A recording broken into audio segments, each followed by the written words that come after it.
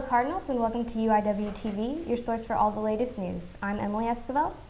And I'm Carissa Rangel.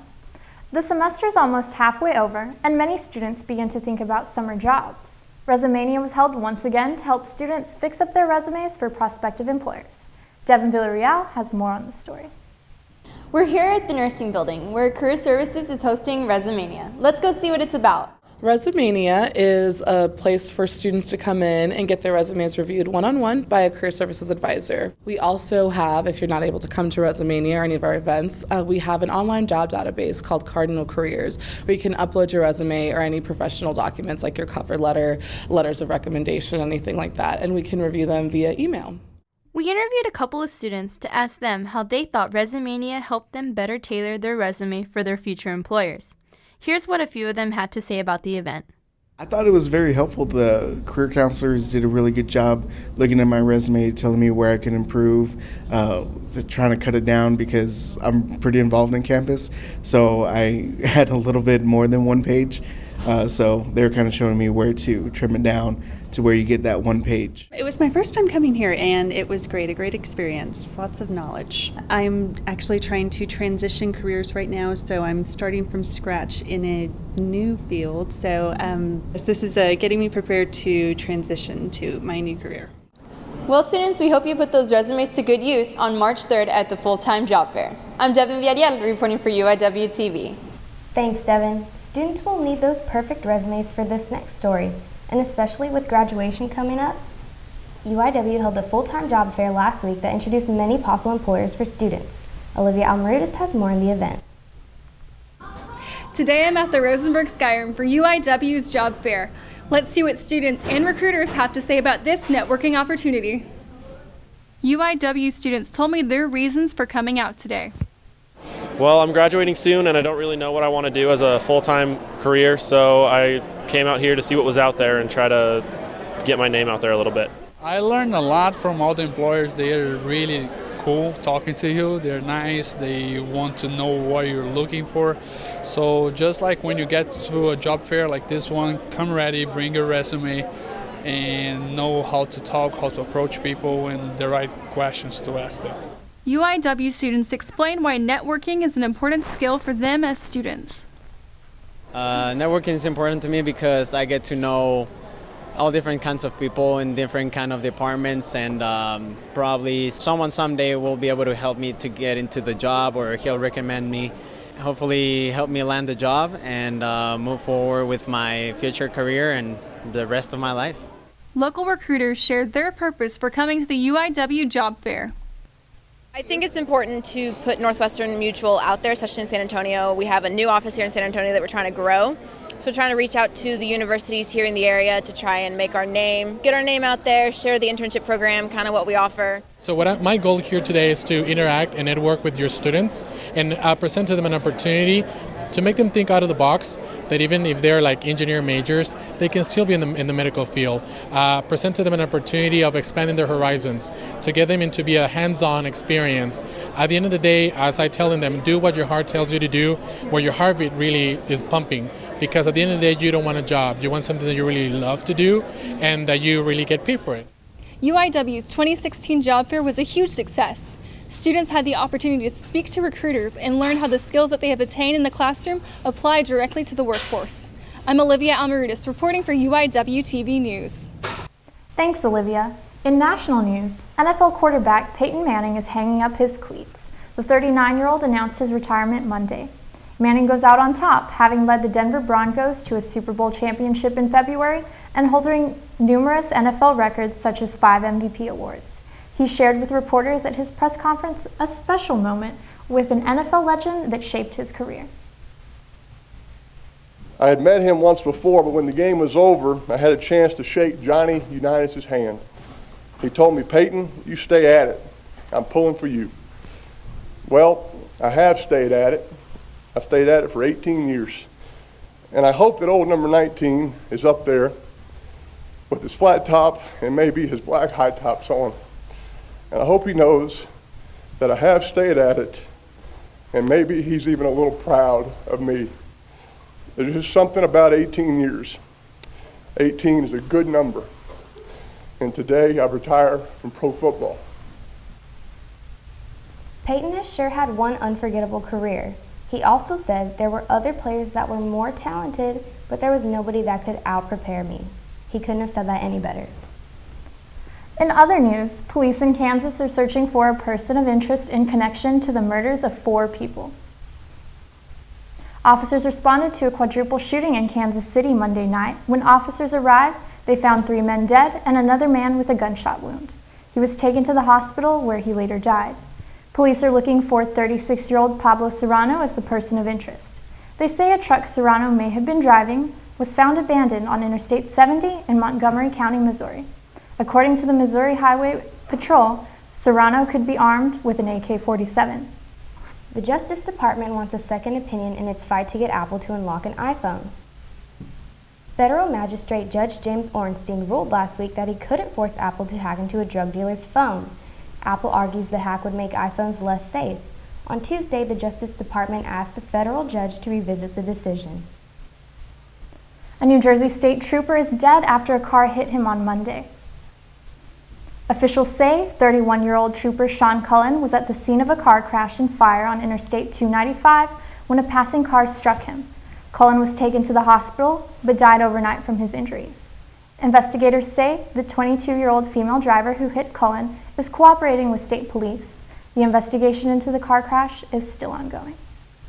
Be sure to stay tuned after these messages for UIWTV's entertainment segment, Word Up.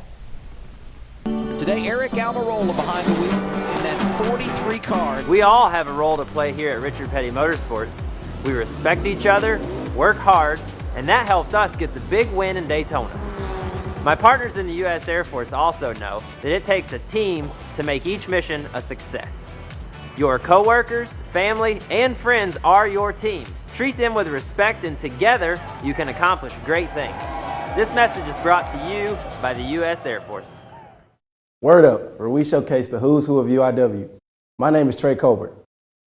It has been another eventful couple of weeks as the Communication Arts students from the event planning class organized the annual 2016 Student Media Gala. This was the second year the gala was run entirely by UIW students. I must say, they truly did an amazing job. Tanya Hajali has more on the story. Let's check it out.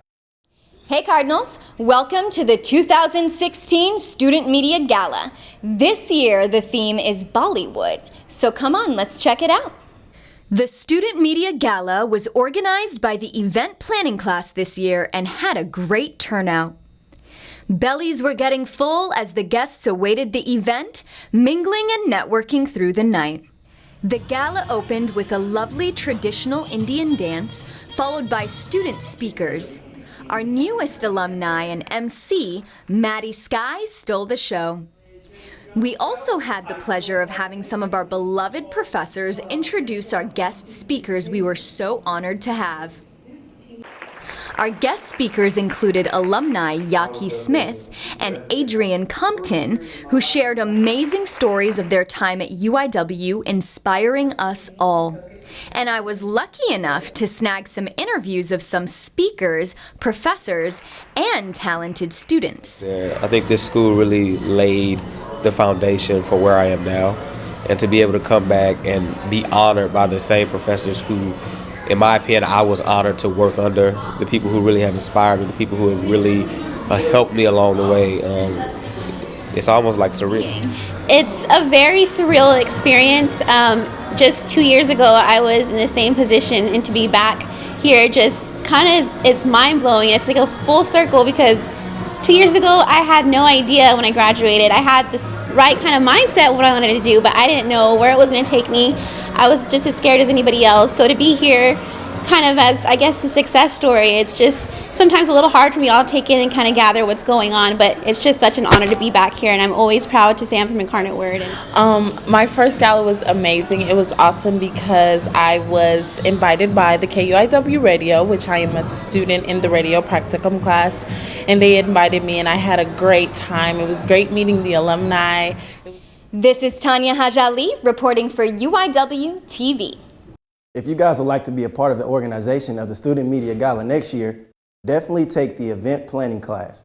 Our students get hands-on experience in the Communication Arts department, but it's not just subjected to comm arts majors. Also, don't forget to bring business cards for next year's event.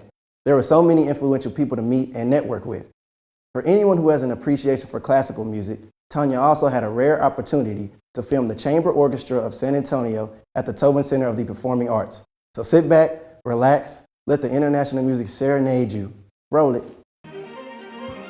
I had an exclusive opportunity to film the Chamber Orchestra of San Antonio's performance of the Unsung Octet. Logistically, what you're about to see tonight came together over the course of several months, the nature of which I still don't understand. Paul and our board worked very hard to put this together, coordinating musicians and their travel schedules, coordinating this venue. We bring musicians from all over the world, and they are the best, top-notch. They're amazing. They're so cool. They all have different stories. Every time you talk to them, they want to share their passion, why they chose their certain instrument, and why they like certain pieces, and it's just amazing. And then their experiences, they travel around the world everywhere, so they get to meet all these different types of musicians as well. I'm personally involved with the Millennial Committee that we have, and we basically are out there to bring awareness to the millennial generation. If you give it a chance and listen to some pieces, they're gonna talk to you. They're what they say, timeless. And even if they don't have words, it's like the music, the notes, they all have their own letters, and it's just amazing. And the composers, depending who did what, they leave certain fractions of history and time embedded in those pieces. So you're listening to truly timeless pieces. For more information, visit chamberorchestra.org. This is Tanya Hajali reporting for UIWtv. Music truly does speak to one's soul. I think we all can relate to that. If you guys want more information, or if you'd like to be a part of the Chamber Orchestra of San Antonio, contact info@chambersorchestrasa.org. Now let's take a look at some international news. I'm Trey Colbert. See you later. Hola cardenales, mi nombre es Marco Cadena y estas son las noticias de UIWtv en español. El caso del video controversial de la comentarista de deportes Erin Andrews llegó a un veredicto en una corte civil en Nashville. El jurado le otorgó $55 millones a Andrews, quien había presentado una demanda de $75 millones en contra de Michael Barrett, un supuesto acosador, tras la publicación de un video que muestra a la comentarista desnuda. El video fue grabado en el 2009 en un hotel Marriott en Nashville y fue publicado en el Internet sin el consentimiento de Andrews. La demanda fue puesta en contra de Barrett y de la empresa hotelera. El jurado tomó 7 horas para llegar a un veredicto unánime. Barrett fue puesto tras las rejas. Los arreglos funerarios para el entierro de la ex primera dama Nancy Reagan fueron anunciados el pasado lunes por la vocera de la Biblioteca Presidencial, Ronald Reagan. Nancy Reagan permanecerá en reposo miércoles y jueves y será enterrada este viernes en la Biblioteca Reagan en Simi Valley, California, junto a su esposo. El público será bienvenido el miércoles de 4 a 10 de la noche y el jueves de 1 a 5 de la tarde. La primera dama Michelle Obama y la candidata demócrata para la presidencia Hillary Clinton asistirán al evento. Reagan murió el domingo en su casa en Los Ángeles a los 94 años a causa de un problema de insuficiencia cardíaca. La violencia desenfrenada en El Salvador parece no tener fin. De acuerdo con las estadísticas de la policía salvadoreña, un promedio de 23 personas han muerto cada día desde el comienzo del 2016. Las autoridades dicen que las bandas son los principales sospechosos de dichos crímenes, los cuales supuestamente están presionando al gobierno para conseguir una tregua. Durante los meses de enero y febrero, al menos una persona murió a causa de crímenes violentos cada hora. Un gran número de familias lloran la muerte de sus seres queridos, pero muchas otras han sido víctimas de más de una vez. Un joven salvadoreño le narró su historia a CNN diciendo: "De repente un carro se estacionó enfrente de mí y comenzó a disparar. Mi padre saltó sobre mí, me abrazó y después caímos al piso. Él murió salvando mi vida". Años después, la familia de este joven tuvo que decir adiós a otros 2 miembros de su familia, los cuales fueron víctimas de crímenes violentos. El miedo entre los trabajadores sigue creciendo tras la masacre de 10 empleados en fábricas y un granjero en febrero. Sin embargo, el gobierno insiste que la mayoría de los muertos son miembros de las bandas. El presidente de El Salvador, Salvador Sánchez Serén, dijo que su gobierno está reorganizando la policía y los grupos de operaciones para así enfrentarse a la movilidad de los grupos criminales del país. El objetivo principal de su gobierno es dar más seguridad a la gente, la cual vive con el miedo de ser las próximas víctimas de este tipo de crímenes. Bueno, cardenales, estas son todas las noticias en español por el día de hoy. Espero que nos sintonicen en nuestra próxima edición. Soy Marco Cadena y los dejo con los deportes después de la pausa. Hey Cardinal fans, I'm Isis Garcia and this is UIWtv Sports. The baseball and softball games were canceled on Monday and Wednesday this past week due to inclement weather. Softball rescheduled the matchup against TSU to April, and baseball postponed the game against UTSA to May 11th. The teams are back in action this weekend as baseball travels to Southern Louisiana for a 3-game series, and softball takes on Southland Conference rival Northwestern State here at home Friday through Sunday. Track and field is gearing up for the outdoor season. Melina Juarez went to practice to talk to the women's team. Hey Cardinal fans, we're over here at Benson Stadium as we talk with women's track and field as they gear up for 2016's outdoor track. We went to the track to catch up with the players and coaches who have been training hard for the upcoming meet. I was able to score 9 points for the team. I got 8th in high jump, and then we got 5th in the 4x4 and the DMR, and then I got 10th in the 400. As a whole, it went pretty well. The girls set a new record of getting 5th in the indoor season. Personally, for me, I did a pretty good job. I finished 1st and ended up being conference champion in the women's long jump. The outdoor season is going to go just as great. We have lots of additional events that are going to take place outdoor than we don't do indoor. And then of course we're going to really be stepping it up. Jazz Warring, I know it's going to hit a 23 this year in the Open 2. So just a lot of great goals and great plans and hopefuls for the outdoor season. The Cardinals kick off the season on March 12th at the Islanders Open. Reporting for UIWtv, this is Melina Juarez. Thanks, Melina. We want to wish both the men and women good luck in the Islander Open this weekend. All right, Cardinals, you know we have to talk about that epic dunk that sophomore guard Sean Johnson gave in the closeout game against HBU last Saturday. The dunk went viral on sites including Twitter, ESPN, and Fox Sports. Saturday was also senior night where Mitchell Badillo and Kyle Hiddle were recognized.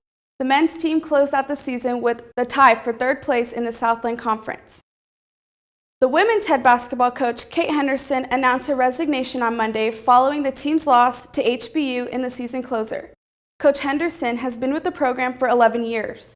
The Cardinals finished this season 6-23. The men and women's swimming team sent a select few athletes to the American Short Course Championship last weekend in Austin. Junior David Moore qualified for the U.S. Olympic trials in the 200-meter individual medley with a time of 2:03.92. Way to go, David. The Olympic trials will be held June 26th through July 3rd in Omaha, Nebraska. That's all we have this week, Cardinal fans. Be sure to stay tuned for weather with Ruben Gonzalez. I'm Isis Garcia, and let's go, Cardinals. Another beautiful day is in store for San Antonio right now. And outside it's fairly cool at the moment, 62 degrees in San Antonio. A little bit cooler out toward the hill country, 57 over in the Bernie area and 58 over in Del Rio. Now this cooler pattern is correlated due to cloudy skies and even a raining pattern. And that's because we have a ton of Pacific moisture and also Gulf moisture coming up through South Texas and even across the eastern part of the United States. Now, these cloudy skies and rainy pattern that we've had the past few days will still remain, and according to our futurecast, we're still going to get a lot of moisture. The low pressure system is still going to fire up some more storms later today and even into Friday. But as we take a look at our 5-day forecast, so Friday right there, that's going to be our last day where we get some storms and rain here in the area. But Saturday and Sunday, we do clear out, sunny skies, high around 85 degrees, especially on Sunday. But as you take a look at the first few days of spring break here in San Antonio, Monday and Tuesday, highs will go all the way up to the 90s. So very warm, a summer-like pattern starting to return, but will cool down on Tuesday to 89 degrees. Thank you for tuning in. I'm student meteorologist Ruben Gonzalez. Well, that's all we have for this week's edition of UIWtv News. Remember to like us on Facebook and follow us on Twitter and Instagram. I'm Emily Esquivel. And I'm Carissa Rangel. See you in 2 weeks.